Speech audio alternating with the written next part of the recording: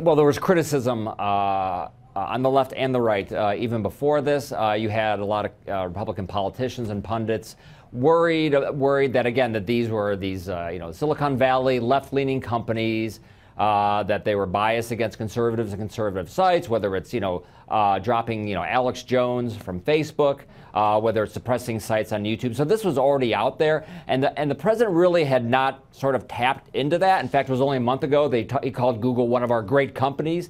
He's pretty much focused on his ire on Amazon up till now. So that feeling was already out there. Now the president, I think, has really fueled it. I think does raise the odds of there being more criticism among Republicans and potentially some regulation. There's already a movement out there to strip a lot of these websites of their sort of Section 230 immunity. How would you regulate it, though?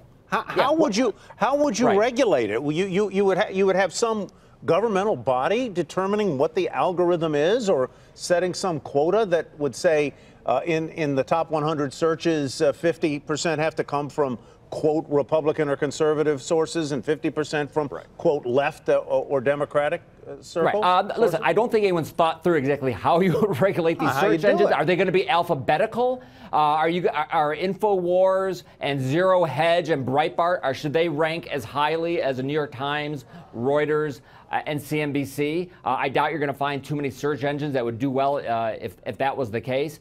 I think as far as regulating the search engines, not thought through at all. But what they have talked about, for instance, is stripping these companies of their immunity, their Section 230 immunity from being sued for outside content on their site. That's already been talked about. It doesn't directly go to the search engine issue, but it is a sort of regulation they've been talking about. Well, Jimmy, I think this really underscores a bigger issue, and that is the role of social media and these social platforms and technology companies in potentially shaping political discourse. I mean, there are the allegations, right, that conservative voices are being silenced on Twitter and on Facebook. The allegations that Facebook had an influence on the elections, and so this is sort of a bigger issue. This is just the latest iteration of somebody saying, "Hey, big tech is actually having a huge impact on how we think about politics in the United States." Sure. Of course, what's funny here is that you have the president who's using Twitter all the time to get his message out. You have a president who very ably used Facebook to help win the election. Republicans and conservative voices are very highly represented on Facebook.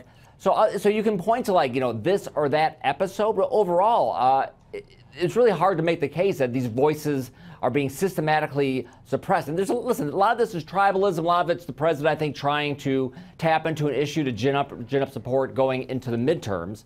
But these companies are going to remain at the center of this controversy. That's not going away. They're just too big, too powerful, too intrusive in our lives for that to happen.